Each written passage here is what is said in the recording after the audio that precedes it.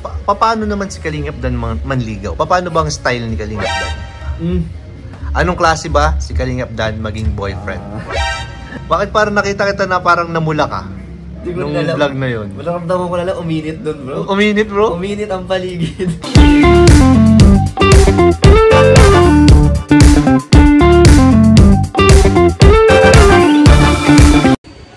Hello po mga Kalingap, welcome back po sa ating YouTube channel. This is Kuya Nel, and kung hindi pa po kayo nakapag-subscribe sa aking channel, huwag niyo po nga kalimutan mag-subscribe, like and share po na aking mga video, at mahit na rin po yung notification bell button para lagi po kayo updated sa ating mga uploads. At ngayon nga po mga Kalingap, sa araw pong ito ay muli po natin makakasama ang nag-iisang si Kalingap Dan. Ayan po. Oy, hello, shout out. Ayan, para bahaginan tayo ng mga latest tungkol po sa love team po nila ni Joy.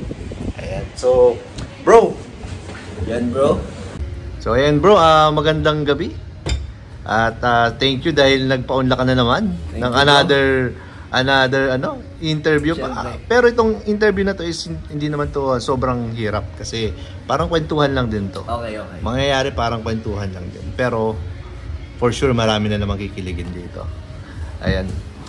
Pero ano to? May mga kinikilig ba sa kahit interview lang? Oo naman. Yun nga yung inaabangan nila eh. Oo, kasi marami din mga marites nag-aabang ng mga ganitong mga Q&A. Ikaw na ang most requested. Ako na ba ang most requested? Ibig sabihin ako yung pinaka boy abunda dito. Boy abunda. Sumusunod si Uy, thank you so much pala sa mga kadanjoy natin dyan na sumusuporta po sa channel. Grabe, ramdam ko yung pagmamahal po ninyo. Thank you so much. Dahil dyan, gagalingan po natin ng pagmamarites po sa Danjoy. Ayan po. So ngayon bro, first question na tayo agad. Game. Ito, lang to hindi ko naman pinagandaan yung mga tanong. Pero, bahala na to. Ito yung mga tanong na bahala na. So, Kalingap Dan, di ba parang formal ka na nanliligaw? Ayan.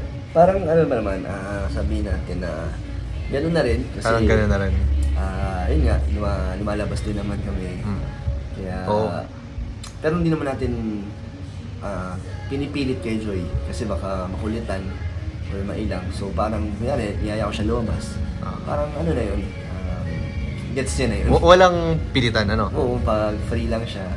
Eh, thankful naman ako kay Joy na parang din siya, pumapayag siya. Kahit na kakatapos sila minsan mag-aral, pumapayag pa rin siyang lumabas. Kung ganun, paano naman si Kalingap Dan manligaw? Paano bang style ni Kalingap Dan? Siguro effort, yung oras din na pagiging consistent. Ganun. Uy, tsaka may napanood ako, talagang niregaluhan mo pa siya sa ano yan bro? Sa Mansari? Mansari yun. Hindi yun sa vlog ni Kalingap Rama, parang sarili ko lang. Ay, grabe talaga. Binigyan si Joy na para sa kanyang pusa. Ayan. Grabe, napanood ko yung bro, kinilig ako. Kahit simple lang yun na binilang mo. Pero nakakakilig pa rin talaga bro. Bro. At saka pala bro, syempre natanong ko kung ano ka as manliligaw. Pero ito naman, para may iba naman tayo, gusto ko lang tanungin kung ano ba si Kalingap Dan kung maging jowa? Anong klase ba si Kalingap Dan maging boyfriend? Sana based lang sa mga pinagdaanan ko. Sa mga naging past natin, relationship. Ano tayo? Understanding, may pasensya, hanggat pwedeng patient, no? Wag hanggat kayang hindi palakihin ang mga problema, mas pipiliin natin na mas maging maayos. Yun, di ba? Well, totoo talaga yung mga sagot mo, bro. Kasi nakikita ko yan sa'yo eh. Hanggat maaari, hindi ka nag-i-engage sa isang Oo nga, sa isang issue, ganyan. Tahimik ka lang din. Oo, parang diyan kayo parang nakita ko in common kay ni Joy. Ni Joy, hindi rin siya pumapatol kasi. Oo, kaya natutuwa ako sa inyo eh. At least we have something in common. Grabe. So ayun pala, ganyan pala si Kalingap Dan. Isa po siyang understanding, patient. Ayan. Ano nga ba isa? Ano yung isa? Yung hindi na siguro iwas na lang sa toxic. Ayan. Umiiwasag sa mga gulo. Sa gulo. Grabe. Naku, narinig mo yun, Joy. Ayan.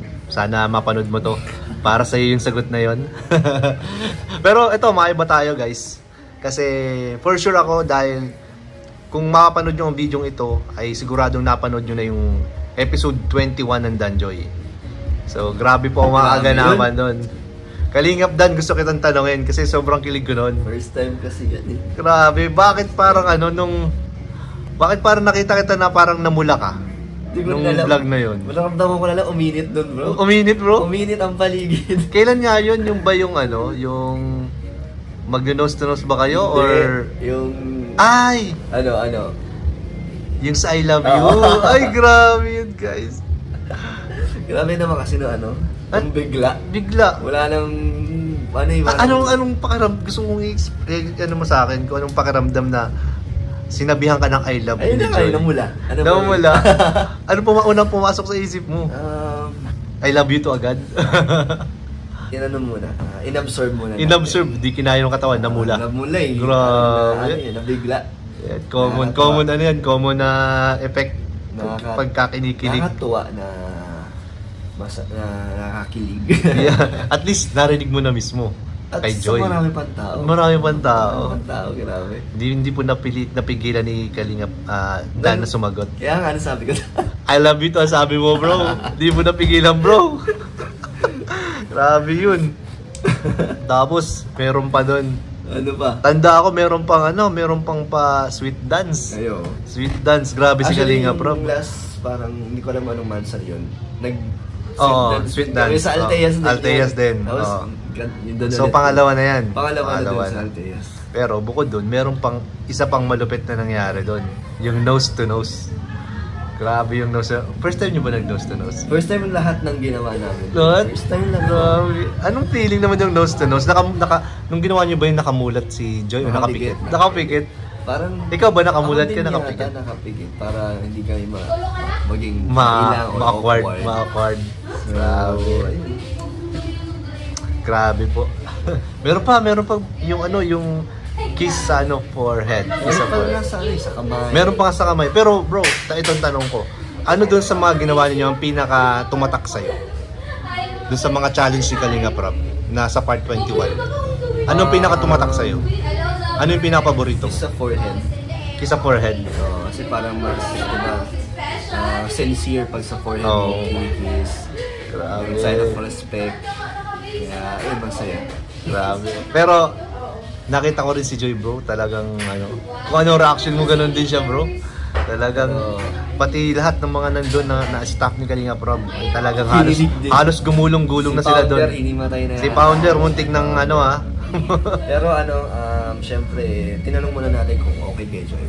Kasi baka mahirap yung napipilitan lang or baka syempre magkaroon ng ilangan pagkatapos. So ba't naman mapipilitan? Nag-I love you nga bro. Hindi kasi maraming tao baka hindi siya komportable. So, tinanong muna natin yun.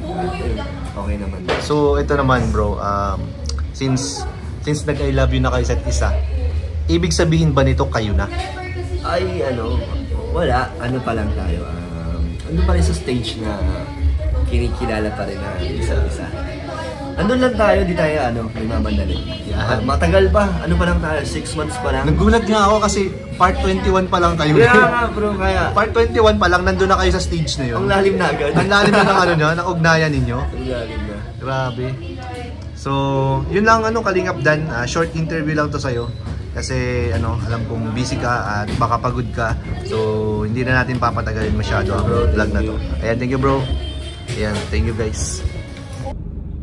At ayan po mga Kalingap, maraming salamat po sa inyong walang sawang pagsuporta sa ating channel at sa patuloy pong pagsuporta sa buong team Kalingap, sa pangunguna po ni Kuya Val Santos Matubang, ni Ate Edna, ni Kalingap Rob, lahat po ng K-Boys, Kalingap Partners at lahat po ng Kalingap Reactors. Sana nag-enjoy po kayo sa ating maikling vlog po sa araw na ito at yun lamang po, bye bye po and Jesus loves you. Bye bye guys.